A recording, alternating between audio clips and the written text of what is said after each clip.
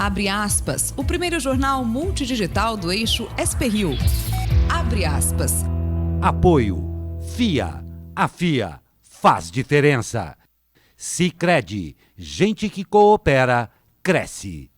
Quarta-feira, 18 de dezembro, ao vivo, pelos Facebooks da SP-Rio+, e do Jornal Vale, está no ar o Abre Aspas, direto dos estúdios da SP-Rio+, no Jardim Aquários, em São José dos Campos, São Paulo.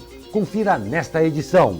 Congresso aprova orçamento da União para 2020. Queiroz e ex-assessores são investigados em operação. Câmara dos Estados Unidos vota hoje impeachment de Trump. São José dos Campos estuda tarifa entre R$ 4,50 e R$ 5,20. Após manobra, ITA define novo reitor. RM Vale é lanterna em redução de poluição. Estas e muito mais notícias logo após o comercial. Fique com a gente.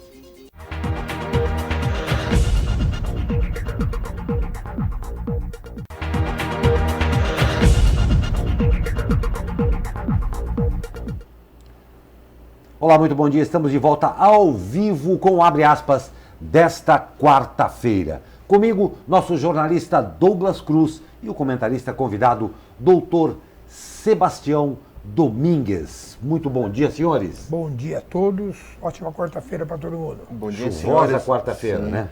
Chuvosa, mas não sem participação, né, Glauco? Que bom. Vamos lembrar aí os nossos queridos internautas que estamos ao vivo no Facebook da SP-Rio+, e do Jornal Vale. Comentem, participem aí, deixando seus comentários sobre as matérias, comentem o que o Glauco vai falar, o que a gente vai comentar também. Fiquem à vontade, o Jornal Abre Aspas é feito para vocês. Exatamente, vamos com as notícias desta quarta-feira. A Comissão Mista de Orçamento do Congresso Nacional aprovou a proposta de orçamento da União para 2020, com as receitas e as despesas previstas no ano que vem.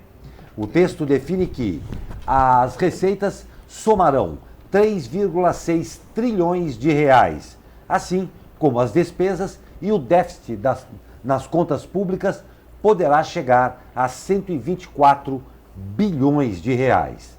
O projeto tem como projeções o país crescer 2,3% em 2020, inflação medida pelo IPCA que fique em 3,53%, Selic média em 4,4% ao ano, taxa de câmbio média em R$ 4,00.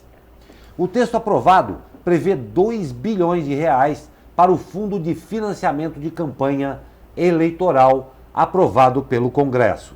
O valor do salário mínimo previsto no orçamento de 2020 é de R$ 1.031, conforme proposto pelo governo no mês passado. No entanto, o valor definitivo só será confirmado pelo governo no dia 1º de janeiro. As despesas com o pagamento dos benefícios da Previdência será de 677,7 bilhões de reais. A previsão do governo é de uma economia de 3,6 bilhões de reais que será utilizada no programa Verde-Amarelo. O parecer considera uma previsão de economia no valor de 6 bilhões de reais com a chamada PEC emergencial, que ainda será analisada pelo parlamento no ano que vem. Agora, o texto seguirá para o plenário do Congresso e será analisado em uma sessão formada por deputados e senadores. Bom, parece que temos notícias boas na previsão desse orçamento, né? A primeira delas é um crescimento maior do que 2019. Exatamente. A segunda delas é uma diminuição do déficit público, né, que hoje está na casa de 160, 170 bilhões. A previsão é que caia para 124 bilhões. A outra notícia muito boa, né, é a questão do fundo eleitoral, né, que o governo mandou uma projeção no orçamento de 2 bilhões de reais. Aí ontem eu fiquei pensando nesse número, eu lembrei que é o seguinte, você pega R$1.000, multiplica por 1.000 vezes, aí você tem 1 milhão. Aí você pega 1 milhão e multiplica de novo por 1.000 vezes, você tem 1 bilhão. É muito dinheiro. É muito aí você dinheiro. multiplica por 2, para virar os dois. mas os deputados não estavam contentes e queriam que fosse para 4, Exatamente. 3,8. Então, ponto positivo que eles ficaram nos 2 bilhões, né? É muito dinheiro, mas é metade do que seria os 4. Então, parece que o Congresso está começando a acordar para a questão. O que é esquisito nesse orçamento é essa previsão do dólar médio de R$4, né? Porque o dólar já está em 4 hoje. Exatamente. Se tiver inflação de 3%, ele vai para 4,10. Então a média de R$4, mas enfim, os analistas todos estão otimistas. O mercado está otimista com o país no ano que vem, porque vem vindo num crescimento lento, porém continuado. Então, as projeções para 2020 serão melhores que 2019. Aguardemos. Exatamente. E o doutor deu alguns pontos. Perdão, Glauco, alguns pontos positivos, eu vou dar os meus negativos aqui. Faça favor. É interessante a gente frisar, Glauco, que o governo, governo a gente inclui todo mundo, os deputados, o pessoal do orçamento, tem algumas prioridades. Por exemplo, o fundo partidário, que é diferente do fundo eleitoral, que é com despesas dos partidos políticos. Despesas, conta de água, conta de funcionários, está em 959 milhões.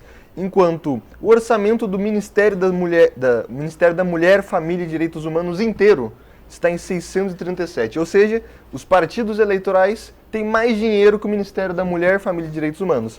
O Ministério do Turismo inteiro vai receber cerca de R$1 bilhão. Ou seja, o fundo eleitoral, que teve uma redução de pelo menos de 2 bilhões, né? Isso já é bom, ainda é maior, é o dobro do que vai receber o Ministério do Turismo no ano inteiro. Ou seja, campanha eleitoral é mais importante que o turismo. Corrigindo só uma coisinha, Douglas. Não é que diminuiu de não, 4 para 2, não. Não, no total... Deve ter aumentado em relação ao ano passado. É que não foi para os 4 que eles queriam. Sim, eles queriam 3,8, foi aprovado em 2 bilhões. Conseguiram aprovar mas 2 bilhões é o dobro do Ministério do Turismo, que é 1 bilhão. Ou seja... E a discussão é interessante nesse ponto pelo seguinte, porque se discute no Brasil se a campanha eleitoral tem que ser patrocinada pelo governo ou não, né? O governo, leia-se nós, né? Oficialmente, no Brasil, não é. Mas você tem aí 3 bilhões de reais destinados só para questão política, só para partido e fundo eleitoral de campanha. Exatamente. Resumindo, é o que eu falo. O Brasil não sabe se ele é um país socialista ou se é um país liberal. Ele é liberal quando interessa e socialista quando interessa, dependendo de quem está no governo. Teve um destaque aí do Partido Novo, que pediu uma mudança para 700 milhões, mas... com certeza foi rejeitado, né, doutor?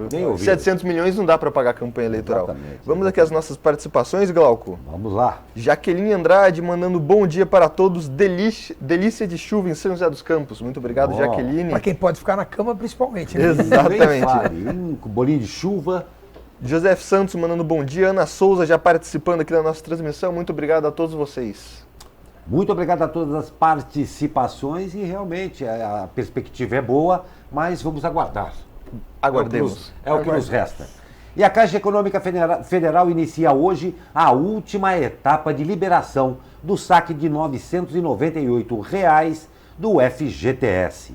Os contemplados da vez são os trabalhadores nascidos em novembro e dezembro que não possuem conta poupança na Caixa. Trabalhadores que possuem poupança no banco já receberam seus valores automaticamente em meses anteriores. Os saques podem ser feitos nas casas lotéricas e terminais de autoatendimento, para quem tem senha do cartão cidadão. Quem não tem cartão cidadão deve procurar uma agência da Caixa. Duas questões aí nesse assunto. A primeira delas é a seguinte, quer dizer, aparentemente era um valor baixo, né, começou com 500, não sei o quê, mas as contas são que são alguns bilhões de reais injetados na economia com esses saques liberados. E a outra questão é o seguinte, a maior parte das pessoas que está recebendo está usando para quitar dívidas. Exatamente. De onde se conclui que os bancos estão se locupletando também com esse dinheiro que está saindo do trabalhador. Não tem a menor dúvida. E olha só, Flávio Queiroz, policial militar aposentado e ex-assessor do senador Flávio Bolsonaro, é alvo de operação comandada pelo Ministério Público do Rio de Janeiro. Agentes também estão em endereços de outros ex-assessores do senador para realizar mandados de busca e apreensão que ocorre na manhã de hoje. Entre eles, parentes de Ana Cristina Vale, ex-mulher do presidente Jair Bolsonaro. Queiroz é pivô de uma investigação que tem como alvo o próprio senador e outras 101 pessoas físicas e jurídicas que tiveram os sigilos bancários e fiscais quebrados. A promotoria suspeita de um esquema conhecido como rachadinha, que seria uma repartição de salário no gabinete do parlamentar na Assembleia Legislativa do Rio de Janeiro, onde ele foi deputado por 4 mandatos. A prática consiste em coagir servidores a devolver parte do salário para os deputados. Estão sendo investigados crimes de peculato, lavagem de dinheiro, ocultação de patrimônio e organização criminosa. Isso ainda vai dar muito o que falar, né? Mas como disse o Douglas, o que mais se ressalta é o fato de ser a ex-mulher do presidente. Mas também é notícia por causa disso, porque na verdade outros casos de rachadinha existem e estão sendo apurados no Rio, e só está se dando relevância a esse porque, obviamente, por causa da ligação com o presidente, né? Vamos aguardar o que vai dar, né? Vamos aguardar. Lembrando que o Queiroz fugindo dos depoimentos sempre, né? Continua fugindo, né? Exatamente. Glauco, mais 2 participações aqui muito bacanas. O André José mandando um bom dia pra gente. Parabéns pelo trabalho aqui realizado pelo Jornal Abre Aspas, informando a população. Muito obrigado, André. Nosso sempre querido Douglas Xavier mandando bom dia. Continuem participando do Jornal Abre Aspas. Temos aqui também o comentário elogiando da Ana Souza. Muito obrigado, pessoal. Estamos aqui para fazer o jornal para vocês. E com vocês também, né? Com o certeza. Que é melhor ainda. Muito obrigado pela sua audiência. E o ministro do Superior Tribunal de Justiça, Reinaldo Soares da Fonseca, anulou a condenação do engenheiro Paulo Vieira de Souza, o Paulo Preto. Paulo Preto tinha sido condenado a 145 anos de prisão pelos crimes de formação de quadrilha e peculato. Ele foi condenado em março deste ano pela 5ª Vara Federal de São Paulo, em uma das ações da Lava Jato. A condenação do ex-diretor da Dersa e operador do PSDB no Estado ocorreu pelo desvio de cerca de 7 milhões de reais de verbas de indenização destinadas a famílias que viviam no traçado do Rodoanel. Segundo o jornal Folha de São Paulo, o ministro do STJ determinou que a ação penal volte à fase de alegações finais para que o réu tenha garantido o direito de pronunciar-se por último, depois das manifestações dos delatores. A anulação da condenação se baseia em decisão do Supremo Tribunal Federal, que em outubro estabeleceu que em um processo com réus, delatores e delatados, os delatados devem apresentar suas alegações finais depois dos delatores. Pois é, pode falar. Temos aí o Paulo Preto, que foi condenado, né, e na primeira e segunda instância por desviar 7,7 milhões do dinheiro que seria destinados a moradores impactados por obras do Rodoanel. E agora, doutor, uma dúvida, né? Quando ele vai se pronunciar por último? Porque é interessante que eles, de acordo com o STF, né, Supremo Tribunal Federal, os delatados têm eles podem se pronunciar por último. Mas agora fica a dúvida, né? Quando isso vai acontecer? Pois é, a primeira questão é a seguinte, que choca um pouquinho, né?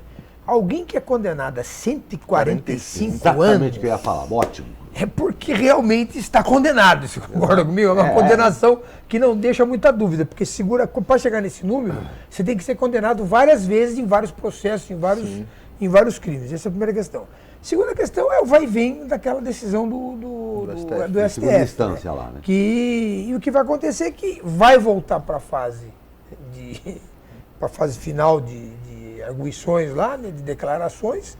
Isso não se sabe quanto tempo vai demorar, né? E se você pensar que você tem um monte de processo, que você teoricamente terminou, agora está tendo que voltar de novo, significa que além dos processos novos que foram aparecendo, você vai ter que pegar os antigos e rejulgar, que já estão mais do que julgados, porque foram julgados na primeira instância e na segunda instância por um grupo de 3 desembargadores.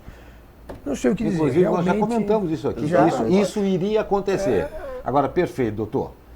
145 anos não tem muito Por que que você discutir, né? imaginar. Exatamente. Não, mas pode ser que Com 142, né? É, Fosse lá. 70, 145. E que é o mais interessante, Glauco, que a gente sempre fala, né? Os casos de maior repercussão, as pessoas que têm mais poder econômico para rebater esses casos estão aí, ó. Já está julgado pelo STF, já está liberado, e agora quando ele vai falar? Quando ele quiser, né? Porque a gente sabe E que a fila lá e a campeia, fila né? de quem tem menos poder aí para... A próxima discussão vai ser essa, né? De quem é a Exatamente. prioridade? Se a prioridade vai ser continuar julgando os que estão na fila sendo julgados, ou esses processos que estão voltando têm prioridade ou vão para o fim da fila? Exatamente. Aí vai depender da grana, né, Douglas? Vai depender da Exatamente. grama. E os moradores do Rodanel, 7,7 milhões a menos. É isso aí. 7,7 milhões a menos, vou te contar. E a Agência Nacional de Vigilância Sanitária, a Anvisa, aprovou ontem um novo conjunto de regras que visa banir o uso de consumo de gorduras trans até 2023. A votação foi unânime. De acordo com nota publicada pela Anvisa, a medida deverá ampliar a proteção à saúde, alcançando todos os produtos destinados à venda direta aos consumidores. A gordura trans também é conhecida como gordura vegetal hidrogenada. É usada para melhorar o aspecto e também aumentar o prazo de validade de alimentos industrializados. Ela é formada através de um processo químico. Óleos vegetais líquidos, como o óleo de soja, são transformados em gordura sólida com o uso de hidrogênio. Quanto mais hidrogenada, mais consistente a gordura fica. Boa E notícia, ela, né? boa notícia. Ela também acaba deixando os produtos mais cremosos, né? Então, O famoso sorvete, sorvete tem bastante. muito né? cremoso é complicado. O fato é o seguinte, inclusive eu estava lendo uma matéria sobre isso ontem, que vários produtos que você compra, biscoito recheado e tal, indica lá gordura trans 0. Significa que ele não adicionou na confecção. Mas ele comprou o creme do Douglas. E o Douglas adicionou. Eu já suspeitava isso. Você entendeu? Foi o Douglas que... Foi o Douglas. Foi o Douglas, Então, entendi. quando aparece gordura trans 0, mas aparece gordura vegetal lá, Aham. você pode ter certeza que tem a gordura trans. E ela piora o colesterol bom e aumenta o colesterol ruim, então aumenta a chance de aterosclerose, infarto, tudo isso aí. É uma boa notícia, os consumidores talvez não gostem muito porque vai piorar a textura do alimento. Porém, se isso é uma regra válida para todos, você não vai ter opção de comprar um biscoito com gordura trans e outro sem gordura trans. E falando também sobre esse assunto, eu li uma matéria também falando sobre a questão dos biscoitos recheados. Os biscoitos recheados, que a maior parte do produto que tem naquela massinha é gordura trans e açúcar. Olha só. Então, realmente tem que evitar o biscoito recheado e preferir os biscoitos não recheados ou as chamadas bolachas. A gloriosa água e sal ou bolacha É Maria. isso aí. Não vamos nem entrar na discussão se é biscoito ou bolacha, né? Tá bom. Não. Essa discussão não tem fim. Exatamente. Isso aí tem começa fim. no Rio e termina em São Paulo. Exatamente. E não tem fim nunca. A gente vai para um rápido comercial e já voltamos com mais notícias. Fique com a gente.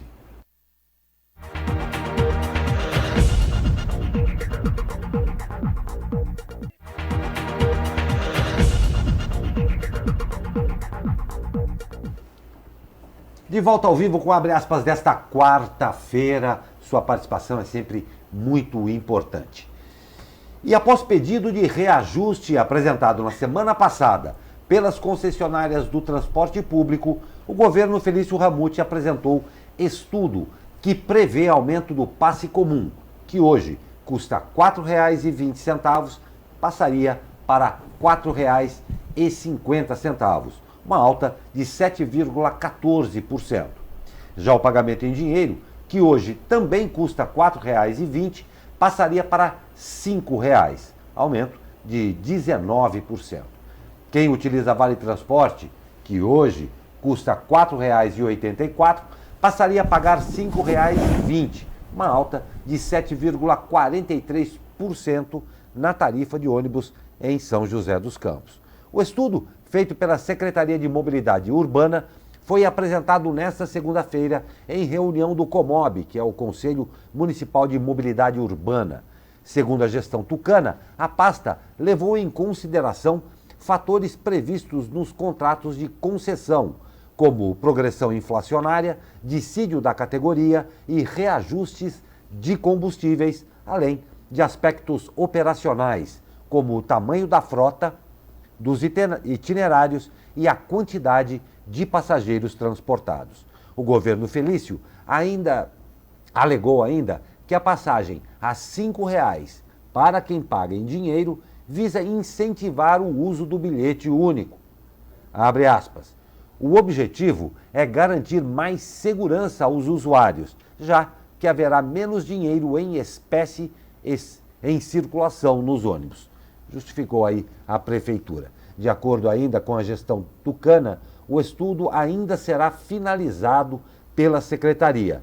O reajuste deve ocorrer em janeiro.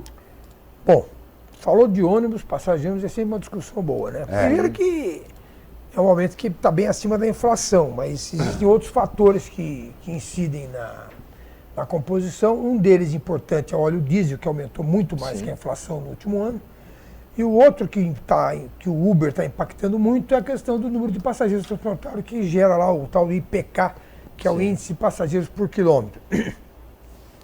Agora, uma coisa que aconteceu algum tempo atrás, depois parou de se falar e eu achei muito positivo, foi a questão de dar um aumento diferenciado para o passageiro individual e para o vale transporte. Porque, na verdade, quando se fala em aumento de ônibus, o impacto maior é para as empresas, porque 70%, ao redor de 70% das passagens são compradas pelas empresas para dar aos funcionários através do vale transporte. Então, isso é uma coisa que é pouco comentada. Agora, eu acho que a prefeitura poderia também divulgar essa planilha, porque eles têm uma planilha lá cheia de números e tal, pelo menos um resumo dessa planilha, publicar isso para a gente ter uma noção de como é que se chega a esse número, né? Não sei se talvez no Conselho de Mobilidade, acredito que isso seja mostrado. Outra coisa que ficou pendente é aquela liminar que foi dada ano passado, que proibiu o aumento. Há quem diga que a liminar ainda está valendo e que a prefeitura não poderia dar aumento agora esse ano por causa daquela liminar. O prefeito diz que pode porque está cumprindo todas as exigências. Isso aí ainda vai rolar. Pois é, sobre esse caso da liminar, a liminar é expedida esse ano, porém no contrato aí do transporte público prevê o reajuste no começo do ano que vem, entre janeiro e fevereiro. Então, se está previsto em contrato, ele vai tentar reajustar, mas pode acontecer uma nova liminar da Justiça. Tá, mas tem um problema sério aí que ninguém fala, que é o seguinte, espero que a empresa não esteja escutando, é o seguinte, se você tem um contrato que você tinha que ter aumentado, sei lá, 10 centavos a passagem em janeiro de 2019, você não aumentou, porque a Justiça proibiu, essa empresa de ônibus pode entrar na Justiça requerendo esses 10% que a prefeitura não pagou, que o passageiro não pagou, durante o período todo que ela não teve aumento. Então, resumindo, o judiciário faz esse tipo de interferência, mas quem vai pagar é a prefeitura, ou seja, a população. Ele pode pedir, porque ele tem um contrato onde está escrito, tem a regra de aumento. Você não me deu o aumento, eu perdi dinheiro. Eu sou uma empresa, eu tenho um contrato que foi firmado, no qual há uma previsão de ganhos e de pagamento, que também aumentou a despesa da empresa de ônibus. Se você não me dá esse aumento, eu posso entrar na Justiça e requerer. Vai requerer e vai ganhar. Demora 4, 5 anos, mas ganha e é uma fortuna. Pois é. Um detalhe interessante sobre essa discussão que é a mobilidade urbana, né? Sobre o argumento de que houve queda de 25% no número de passageiros pagantes entre 2012 e 2019, o aumento na gratuidade foi de cerca de 95% no mesmo período, ou seja, menos gente pagando, 95% é um número muito grande. As empresas aqui de São José dos Campos chegaram a sugerir que a prefeitura passasse a subsidiar a tarifa, parte da tarifa, né? Para reestabelecer esse equilíbrio econômico. Nesta terça-feira, segundo o jornal Vale, o governo Felício rejeitou essa possibilidade. Em Jacareí, a prefeitura já está dando esse auxílio aí, subsidiando a passagem. Ou seja, é uma coisa que, se você colocar no mais e no menos na balança, não dá certo, né, doutor? Não, menos gente pagando, o valor aumentando, a balança não... Então, e aí vem a seguinte questão, que é um problema que o Brasil vai ter que enfrentar já, que é a história do idoso, né? é o idoso, é o deficiente, é o estudante, quer dizer, gratuidades que você vai dando, não existe passagem grátis. Não existe almoço de grátis. Isso aí também, mas aí no caso é a passagem. É a passagem. Não existe a passagem de graça. Se eu entro no ônibus sem pagar, o Douglas, que entrou pagando, está pagando a minha passagem. A não ser que o governo subsidie. Só que subsidiar significa fazer a cidade toda pagar uma gratuidade que não necessariamente concorre com ela. Quer dizer, e não necessariamente ela é necessária. Então, é um problema que nós vamos ter que repensar. E por outro lado também, fico até pensando o seguinte, a Prefeitura de Jacareí diz que a situação econômica dela não está muito boa, né, como o Estado de São José. Quando você entra no esquema de fazer o subsídio, é um caminho sem volta. É verdade. E além de ser um caminho sem volta, pode ser um caminho que tem um aumento progressivo. Não é boa ideia subsidiar a passagem de ônibus. Realmente não é. Não é. Vai dar pano para a manga ainda essa discussão, né? Sim. E a Câmara de Taubaté aprovou ontem o projeto do prefeito Ortiz Júnior, que reajusta os salários dos funcionários da Prefeitura e do Instituto de Previdência do município. O índice proposto pelo Tucano foi de 4%, a ser aplicado a partir de janeiro de 2020. O percentual ficou abaixo do que havia sido prometido anteriormente, de 5%.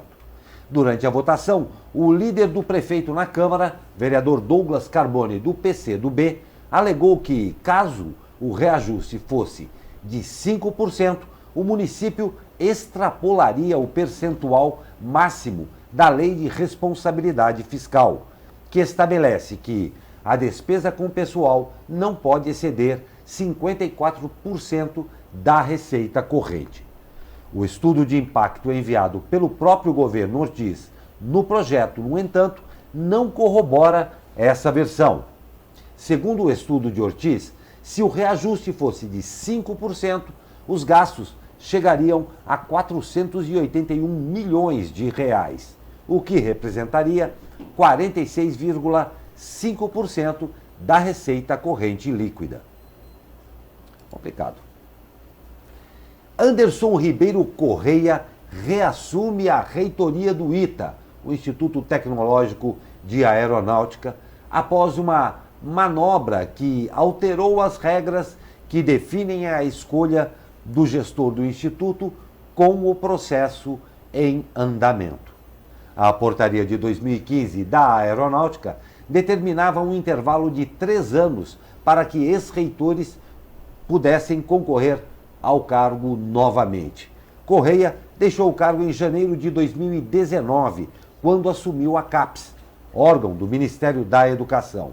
A portaria foi alterada em 22 de outubro para a retirada desta regra, mesmo com a seleção em andamento desde julho.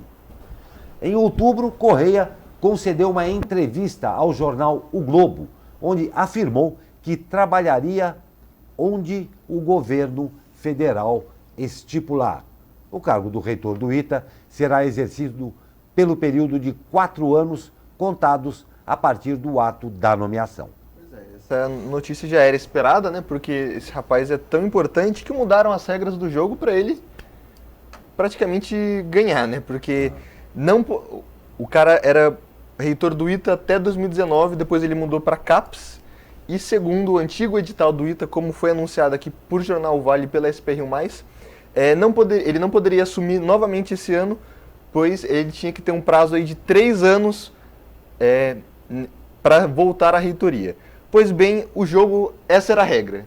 Com o jogo rolando, a regra mudou, fizeram aí como diz a matéria, uma manobra, excluíram esse artigo aí do edital, então ele assumiu a reitoria do ITA, a gente espera que ele faça um ótimo trabalho, porque o ITA é fundamental aqui para a nossa educação, um instituto de excelência. A gente só fica triste que tenha que ser feita uma manobra para colocar uma pessoa lá dentro como reitor. Mas ótimo trabalho para o Anderson, que ele tenha um ótimo trabalho pela frente. É o poder da caneta, né? Exatamente.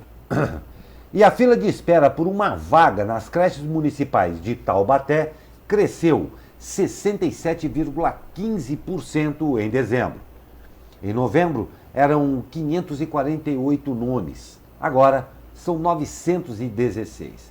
Há 12 meses do fim do governo, a tendência é que o prefeito Ortiz Júnior não consiga cumprir a promessa de zerar o déficit de vagas em creches. O compromisso foi feito na eleição de 2012 e repetido em 2016. Hoje, existe apenas uma unidade em construção, no Bardã, que deverá atender 150 crianças. Realizada pelo governo estadual, a obra teve início em abril de 2018 e deveria ter ficado pronta em novembro do ano passado. O novo prazo termina esse mês, ou seja, deve ter novo atraso. No início do ano, a gestão tucana chegou a anunciar o início das obras da creche no Vila Rica, mas o projeto segue no papel. No primeiro mandato, Ortiz prometeu construir 16 creches que somariam 3.000 novas vagas, mas apenas 4 foram entregues com 581 vagas. No segundo mandato, foram inauguradas 7 creches, somando 877 vagas. Uma sugestão aos nossos queridos políticos, né? Peguem esse dinheiro aí do fundo eleitoral, que é gigantesco, e façam pesquisas para fazer promessas, né? Porque é interessante que as promessas são feitas e temos aí apenas uma creche construída com dinheiro estadual, não foi municipal. Então, senhor prefeito de Taubaté, Ortiz Júnior, você prometeu. Se você prometeu, tem que cumprir. Então, não prometa algo que você não vai conseguir cumprir, ou se não, estude aí, faça uma pesquisa sobre o que você pode prometer, né? Porque o dinheiro aí para isso não está faltando, não. Mas aí é a questão de planejamento, né? Exatamente. Na verdade, ele entregou 7 creches, tem uma só em construção ainda. Certo. Esse plano de creche é complicado. Realmente que vai um bom dinheiro nessa história e hoje as prefeituras, São José inclusive, o que eles estão fazendo é terceirizando as creches, né? E mantendo o mesmo padrão de atendimento da creche municipal, que é uma boa forma de aumentar o número de creches, né? Pois é, mas é um assunto bem importante, bem nevrálgico, que a população não esquece isso, né? Jamais. Não 900 mesmo. Crianças na fila, Não tem né? dúvida, não tem dúvida. E o Vale do Paraíba é a região do estado que menos reduziu a emissão de poluentes gerados pela frota de veículos em um ano, segundo o relatório de emissões veiculares da CETESB, divulgados esta semana, com dados referentes a 2018.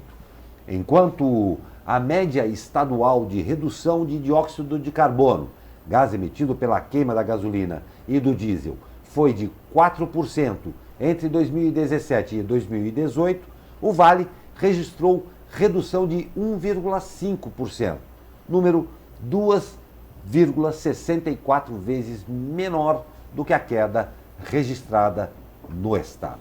O interessante é que a matéria toda, na verdade, é positiva, né? Porque efetivamente, que eu fiquei até surpreso, que eu não sabia desse fato, que está havendo uma redução da poluição em todo o estado de São Paulo, né? Quer dizer, o Vale do Paraíba reduziu menos, mas também reduziu. E o Vale do Paraíba tem um problema sério que se chama Via Dutra, né? Que a Via Dutra é um grande poluente. Em São José dos Campos é o maior poluente, provavelmente, é a Via Dutra. Quando a concessionária realiza obras que aumentam a fluidez, por exemplo, faz uma marginal para separar o movimento local, para que os caminhões possam passar tranquilamente, você tem diminuição drástica dessas emissões. A outra questão são os ônibus urbanos, né? Em São José especificamente, a linha verde aí que o prefeito está prometendo vai já começar com ônibus elétricos. Quer dizer, e o outro problema também que no Brasil poderia ser resolvido de forma melhor, mas não anda, é a questão do álcool, né? Quer dizer, se a gente usasse mais álcool, a poluição também seria menor. Resumindo, é uma notícia menos boa, né? Um pouco ruim da região do Vale, mas a notícia toda em si é positiva, porque você tem que entender, como falou a matéria inclusive, que há um aumento da quantidade de veículos na região, que também é um indicativo positivo da economia, que se a pessoa está comprando mais carro é porque está tendo dinheiro para comprar, né? Então é uma notícia interessante porque ela tem vários números, meandros, né? Mas é uma boa notícia. Mas no final é uma boa notícia. No final é uma boa notícia. Agora vamos ver se continua, né? Vai continuar. Se essa diminuição vai continuar. Esperamos que sim, e muito. Rápido comercial e já voltamos com notícias internacionais. Até já.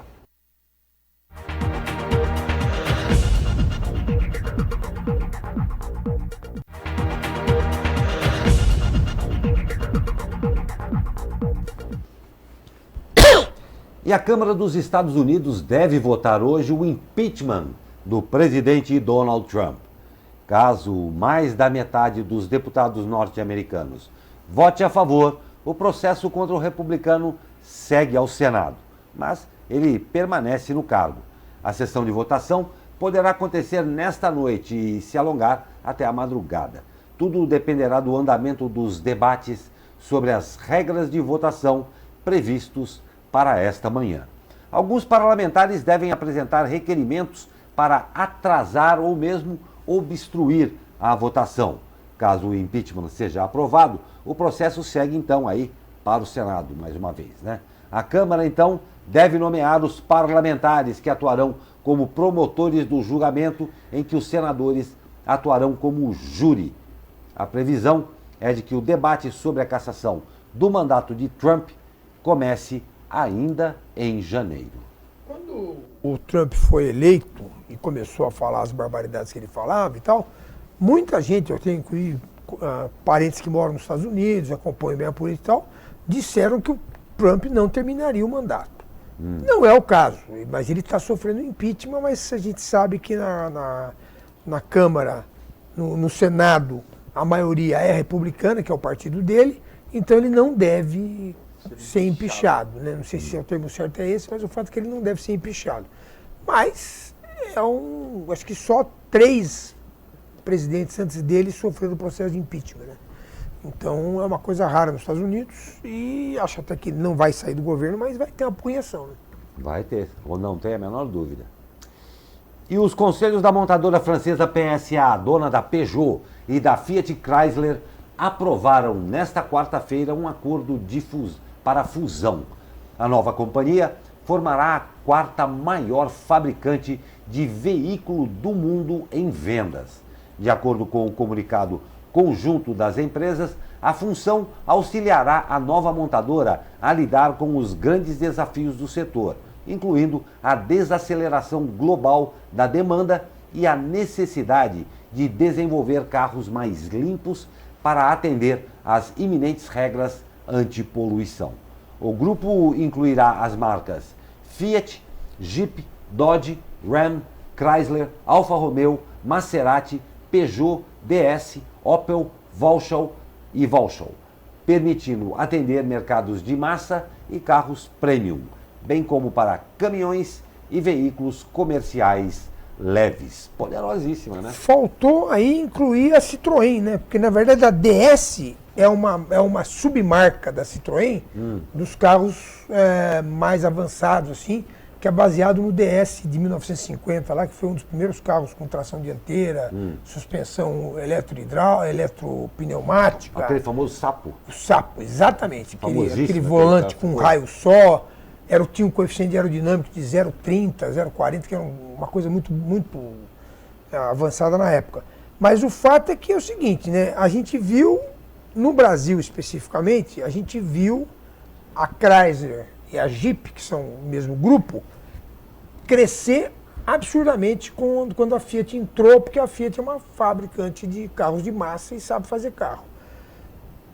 A Peugeot no Brasil e a Citroën não estão assim muito bem, né? Quer dizer, então o que se espera é que essas marcas Citroën e Peugeot tenham um novo fôlego no Brasil com essa junção também, né? Mas a Fiat está se tornando uma empresa poderosíssima. E olha que interessante, Glauco, o maior grupo de montadoras é a Volkswagen, né? O grupo VW. Eu pensei que fosse a Toyota. A Toyota em segundo, tá. Em terceiro é a Renault Nissan e agora esse grupo passa a General Motors, que estava em 4º lugar. Então teremos aí uma nova gigante, né? Que já é gigante, mas passando a General Motors é um outro patamar, né? Inclusive a Vauxhall, que é, se não me engano, é inglesa, ela era do grupo da GM, foi vendida na Europa. Exatamente. A Opel também. Aí, nós só queremos que abaixe um pouquinho o imposto do carro aqui no Brasil para a gente poder comprar, seja que marca for aí. Ajuda, tá bom. Vamos de esporte.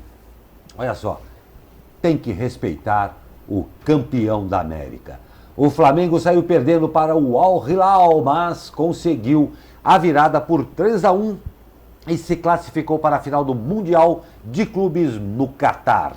A equipe brasileira espera o vencedor entre Liverpool da Inglaterra e o Monterrey do México. Confronto que ocorre hoje no Estádio Internacional Khalifa, em Doha, às 14h30, horário de Brasília. Quem vencer garante vaga na final. Se houver empate no tempo normal e na prorrogação, decisão, claro, nos pênaltis. E aqui na região, para seguir embalado, o Vôlei Taubaté visita hoje o Sesc, às 21h30, no ginásio da Tijuca, no Rio de Janeiro. Os taubatianos ocupam a liderança isolada da competição, com 8 vitórias em 8 jogos disputados. E aqui, ó, só a vitória interessa. O São José Basquete enfrenta hoje o Botafogo às 20 horas no ginásio de General Severiano, também no Rio de Janeiro. Os joseenses vêm de 4 derrotas seguidas no NBB. Com isso, os joseenses ocupam a 14ª posição, já fora da zona de classificação para a próxima fase do torneio. Lembrando que o Botafogo vai para o jogo embalado, pois na semana passada a equipe venceu o Corinthians e se consagrou campeão da Liga Sul-Americana da modalidade. E falando de torneio sul-americano, a Conmebol definiu ontem os confrontos da Copa Libertadores 2020. E atenção, Corinthians e Palmeiras podem se enfrentar na fase de grupos, mas para isso acontecer, o Corinthians terá que passar pela temida pré-Libertadores. O tricampeão São Paulo também terá um grupo complicado. O tricolor do Morumbi terá que enfrentar o atual vice-campeão River Plate da Argentina e a LDU do Equador, além do desconhecido binacional do Peru. Outro time paulista é o Santos, que caiu no grupo G, junto com o tricampeão Olímpia do Paraguai, o Delfim do Equador e o Defensa e Justiça da Argentina. O Flamengo, atual campeão, terá Independiente del Valle do Equador, Júnior Barranquilla da Colômbia. Pois é, doutor. Grupo difícil aí, mas interessante que a gente pode ter 2 grandes clássicos já na fase de grupo no ano que vem. Se o Internacional passar pela pré-Libertadores, podemos ter um Grenal, Grêmio e Inter já na fase de grupos, assim como o Corinthians, se passar pela fase de grupo, pela pré-Libertadores, teremos um Palmeiras e Corinthians nas fases de grupos. Então, o grupo mais complicado pelos analistas é o do São Paulo, mas grandes clássicos pela frente, Libertadores de 2020 promete. Eu deixo todos os comentários para você, porque idem. Eu e o doutor ficamos olhando com essa cara de ponto de interrogação, assim, mas parabéns. Aquela famosa cara de paisagem. Cara de paisagem, mas nós acreditamos plenamente nisso. Né? Mas o legal é que os 4 times paulistas estão na Libertadores do ano que vem, então a gente pode escolher aí para quem torcer. Exatamente, vamos nós e tal. E olha, vamos falar de sorte, né? Um apostador de Taubaté acertou as 15 dezenas e ganhou 2,3 milhões em concurso da Loto Fácil da Caixa Econômica Federal desta segunda-feira. O vencedor comprou o bilhete na Avenida Independência. Próximo concurso é para quarta-feira agora, deve conceder o prêmio de 2,5 milhões. Nossa, nessa época do ano, fazer o joguinho lá e ganhar 2 milhões deve ser bom demais, hein? Ou começar o ano 2020 com o pé direito. Ou não, né? Porque a parentada vai pegar no seu pé pedindo dinheiro emprestado. Assumo. A família inteira vai querer presente de Natal, né? Tem que ficar na moita. Ficar na moita. Mas chegou o Natal, aliás, para você que ganhou aí, parabéns. Muita saúde, muita serenidade para você curtir esse dinheiro todo aí. Mas vamos falar de Natal, né? E aqui em São José, como em várias outras cidades também está acontecendo, acontece, né, Douglas, um Natal iluminado, doutor Sebastião também que conhece, e a gente recebeu umas imagens bem bacanas aqui da Igreja São Benedito, né? Sim, exatamente. Começou ontem, isso que você está vendo aí, o famoso Videomap, que é que legal. Uma projeção iluminada na Igreja São Benedito. O Natal iluminado, que já está conhecido aqui na cidade pelas caravanas, né? Aqueles ônibus todos iluminados, repleto de criançada, que vai percorrendo a cidade. Ontem as caravanas passaram aí pelo Videomap, que é essa projeção muito bacana que está acontecendo ali na Praça Afonso Pena, na Igreja São Benedito. Então, Para quem gosta, toda noite vai estar lá. Não sei exatamente qual o horário da projeção que a gente está vendo aí, mas Parece que é 19 horas. parece que é 19 horas. A gente vai pedir depois para a CI confirmar pra gente. Mas muito bacana, Muito bonito interessante mesmo, isso aí, né? Muito bonito, lindíssimo. Na verdade, a igreja ela facilita, porque ela é toda branca, né? Exatamente. E um fator muito legal é porque a igreja de São Benedito é uma igreja para lá de tradicional, Histórica. É histórica em São José. E é bacana como a gente vê isso daí, esse tradicional e tão antigo, com essa modernidade toda acontecendo no Natal. É bem bacana ver isso aí. E a criançada fica maluca com isso. O próximo passo é usar aquelas varandinhas ali para fazer um coral, né? Como fazem em Curitiba, né? fantástico. Fica a dica. ideia aí, né? Fica a dica aí, né? Fica a dica, muito bacana Ouça esse mesmo. perril e tenha boas ideias. Doutor, olha, podemos fazer disso aqui um jargão, hein? Tá vendo só? Nossa, é isso aí mesmo. Com essa ótima notícia, assim que a gente tiver todos os horários, você vai poder conferir no portal da SP Rio Mais, né? Exatamente. Ana Souza falou que foi lá ontem às 19 horas. Muito obrigado pela informação, hein, Ana Souza? Ô, Ana Souza, você já está fazendo parte integrante aqui, hein? Muito obrigado pela sua participação. Com essa notícia a gente encerra o Abre Aspas desta quarta-feira. Uma quarta-feira que começou aí chovendo, bem chorosa, mas estamos caminhando para o final do ano e o que interessa agora é bom astral e saber que esse ano que está acabando aí vai levar todas as confusões embora e o próximo ano promete muito. Eu agradeço muito ao Douglas Cruz e ao Dr. Sebastião que fizeram aqui o jornal comigo hoje. E quarta que vem não tem mais. Eu não venho mais, pelo menos. Né? Quarta-feira, que dia que é? Quarta-feira, dia 25? Quarta-feira, dia 25, Natal, não tem jornal. Não tem jornal. Então, acho que agora só volto em 2020. Em 2000, só Então, o ano que vem. Me resta desejar um excelente Natal, muita paz, muitos rancores para trás, muitas esperanças para frente e um feliz ano novo para todo mundo e obrigado pela participação aqui, que foi muito agradável durante 2019. Vamos continuar em 2020, se houver renovação do meu contrato, claro. Olha, Vamos pagar Eu os royalties aqui pro tô doutor. que nem o seu Paulo lá, o negócio aqui É dinheiro. A briga tá feia, viu? nós esperamos que todos os seus agentes cheguem a bom termo aqui com a isso aí. diretoria. Estamos negociando, né? Estamos negociando. Doutor, nós também aqui, eu particularmente e toda a equipe aqui, agradecemos demais a sua participação durante todo esse ano aqui. Um ótimo Natal ao senhor, à sua família, muita paz, muita saúde. Amém. Que o resto a gente inventa. Corre atrás. Exatamente, a gente inventa. E para você, uma ótima quarta-feira e até amanhã com mais um Abre Aspas. Até lá.